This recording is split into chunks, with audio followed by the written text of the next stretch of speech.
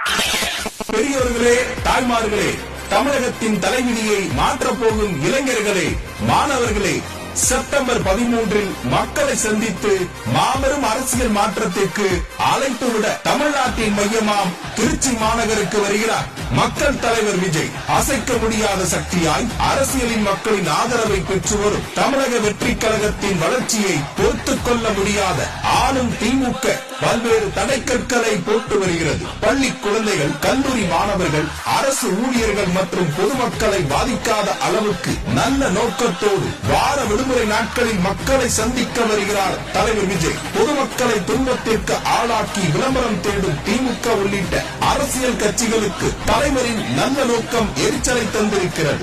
அத்தனையும் தகர்த்தெறிந்து தலைவர் விஜய் ஏற்படுத்த போகும் ஆட்சி மாற்றத்திற்கு ஆதரவு தர தமிழ்நாட்டு மக்களை அன்புடன் அழைக்கிறது தாவேக. அலைகடல் என திரண்டு வாரி ஆட்சி மாற்றத்தை தாரி